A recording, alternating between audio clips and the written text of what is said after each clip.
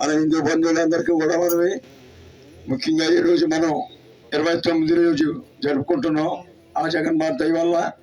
అలాగే ఏదో ఒక చిన్న విషయం ఏదో మాట్లాడుకుంటున్నాం కాబట్టి ప్రతిరోజుని ఈరోజు కూడా 2 నిమిషాలు జై శ్రీరామ్. ఇది ఒక నాటకం.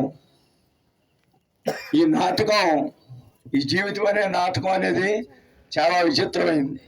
నాటకం అంటే ఏంటి అసలు అర్థం? నాటకం అంటే ఏంటి? నాటకం అంటే నిజం కానిది అని, అంతే కదా అర్థం. నాటకం అంటే ఏంటి? నిజం కానిది. ఇది నిజం కాదు, అబద్ధం ఇది. ఈ నాటకంలో పాత్ర మనం అనేక రకాల పాత్రలు పోషిస్తూ ఉండాలి. ఈ జీవితం అనే నాటకంలో ఎన్ని సంవత్సరాలు ఉంటామో, కొడుకుగా, తండ్రిగా, తాతగా, అన్నగారుగా, తమ్ముడుగా, అనేక రకాల పాత్రలు. దీనికి డైరెక్టర్ ఎవడా? ఈ నాటకానికి డైరెక్టర్ పరమాత్మ, కృష్ణ పరమాత్మ. ఆయన ఏ రకంగా చెప్పాడో ఆ నాటకం అలా కొనసాగితే మన నాటకం పూర్తయి ఏమవుతుందంటే సుఖాంతం అవుద్ది. చివరికి ఏ సినిమానో ఏ నాటకం ఏం చేస్తాడు? సుఖాంతం చేస్తాడు. దుఃఖాంతం ఏదో సినిమాలో తప్ప దుఃఖాంతం ఏది అవదు. ఏదైనా సరే సుఖాంతమే అవుతుంది. అలాగే మన జీవితాలు సుఖాంతం చేసుకోవాలనే ఉద్దేశంతో ఈ నాటకంలో నిజం కాదని తెలుసుకోవాలి. నాటకం అలాగే వేస్తాడు, వేసేవాడు పాత్ర వేసేవాడు. ఆ 3 గంటలు ఎలా వేస్తాడు? ఓ దుర్యోధనుడు పాత్ర వేస్తాడు. అదేం నిజం అనుకోడాడు. నిజం అనుకుంటాడా? నేనే ధనవంతుడిని వేస్తాడండి, నేను మహాకోటీశ్వరుడు వేస్తాడు అందరూ నాటకంలోని. నేను ధనవంతుడిని అనుకుంటాడా? పేదవాడు మహాదరిద్రుడి కింద వేస్తాడు, గోసెట్టుకుని వేస్తాడు. నేను పేదవాడిని అనుకుంటాడు. నిజస్వరూపం ఎక్కడుందా? ఇంటికాడ ఏడో పోసిన దత్తుడో, ఎర్రటప్పారు పుత్రయో, వెంకన్నర గారు శ్రీనో అనుకుంటున్నాడు ఏ పాత్ర వేసాను. అలాగ మనం 50 సంవత్సరాలు, 100 సంవత్సరాలు, 80, 70, 20 ఏమో ఈ పుట్టిన తర్వాత ఈ నాటకం అలాగ నిజం కాదని ఇవాళ వ్యామోహంలో పడ్డామా? వ్యామోహం అంటే బంధం, అటాచ్మెంట్. ఈ కొడుకు ఏమైపోతాడో, ఈ తండ్రి ఏమైపోతాడు, ఈ తల్లి ఏమైపోతాడు, నా బిడ్డలు ఏమైపోతారో ఏమో అవరంట. ఎవరికైతే జరగాలో అలా జరుగుతూ ఉంటుందట. ఈ లోపల నువ్వు అనుకుని నువ్వు ఇబ్బంది పడడం తప్ప జరిగేది ఏముందని చెప్తాడు. అందు గురించే ఇంతరోజు యుద్ధంలో చితక్కునేస్తాడు. ఇంకా ఎక్కడ ఎవడో ఆగుతూ లేదు. ఆ భయంకరమైన ఆయన దాటికి ఎవడో అర్జునుడు కాదు, 100 అర్జునులు ఉండి ఏం చేయలేరు. ఇంకా అప్పుడు కృష్ణుడు ఆలోచించాడు. దాని సూత్రధారి కదా, ఆలోచించి ఇక్కడ ఈ వీక్నెస్ పట్టుకోవాలి. వీక్నెస్ ఎక్కడ? ద్రోణాచార్యుడికి బలహీనత. ఏ మనిషిలో సీన్ గాలిలో ఈ బలహీనత ఉంది, ఇది నొక్కుపడితే ఆగుతాడు అనుకుంటాను. అలాగా ద్రోణాచార్యులే వీక్నెస్ అంటే పుత్ర వ్యామోహం. అశ్వత్థామ ఏమైపోతాడో నాటి జీవితం అంతా అతనికి.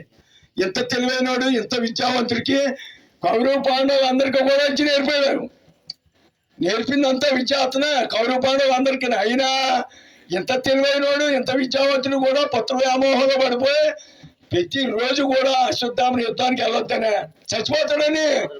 అంత వ్యామోహం, ఇది నిజం కాదని తెలుసున్నా చచ్చిపోతాడని చెప్పి అలా దాచుకుంటుంటే ఆగిపోడు కాదు.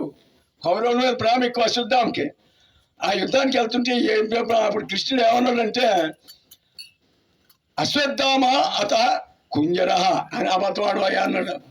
ఆ వీక్నెస్ పట్టుకుని అక్కడే పట్టుకోవటం, లేకపోతే అంత తరం కాదు. ఇంకా అప్పుడు ఏం చేసాడు? అది మళ్ళా ఎవరితో చెప్పాలా? భీముడితోటి, నకులతోటి, అర్జునుడితో చెప్తే నమ్మరాడు. మరి చూసా చిత్రం ఎంత విచిత్రం. భారతం అంటేనే విచిత్రం. ఇంకొకరితో ఎవరితో చెప్పినా ఆ ద్రోణాచార్యుడు ఆ మాట నమ్మడు, ఇది అబద్ధం ఆడుతున్నాడు అనుకుంటాడు. ధర్మరాజుతో చెప్పించాడు. ధర్మరాజు అంటే ఇంకా అబద్ధం ఆట నిజరా బాబు అనుకుంటాడని వెయ్యలేని పేసాడు బాణం. నువ్వేమో అది తిట్టే బాబు ఇదేమన్యాయ బాబు అంటాడు ధర్మరాజు. అలాగా నేను అబద్ధం చెప్పలేను. అలా కాదే బాబు మహానుభావుడు. అశ్వత్థామ అత కుంజ అత అను గట్టిగానే మనసులో కుంజరహ అనుకో సరిపోతుంటే ఇంక నీకు ఏదో లిటికేషన్. కృష్ణుడు అంటేనే లిటికేషన్. దేని గురించి లిటికేషన్ పెట్టాడంట ఆయన ధర్మరక్షణ కోసం అబద్ధం ఆడినా నిజమే అవుతట. నువ్వు ఏ ఉద్దేశం కోసం నువ్వు యుద్ధం చేయంత్రా?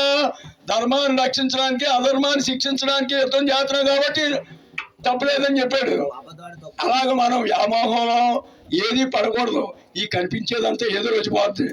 ఏ వస్తువు మీద కూడా విపరీతమైన ప్రేమ పెంచుకోకూడదు. అలాగ నీటి మీద తామరాకి ఎలా ఉంటుంది నీటిలోనే ఉంటుంది.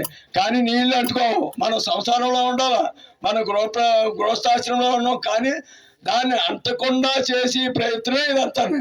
అంటుకోకూడదు. ఏ క్షణంలో ఎవరేమైపోతాం ఏమీ లేదు కదండి. నీటి బుడగ పుట్టుక్కుమని పోతాయి. అందు గురించి ఈ జీవితాన్ని మనం నాటకంగా భావించి ఆనందంగా గడుపుదాం. జై శ్రీరామ్. మన నగర సంకీర్తన కార్యక్రమం మన గ్రామం అంతానే ప్రతి ఇంటికి కూడా ఎలాగైనా సుఖం చేస్తున్నాం మనం పెట్టు.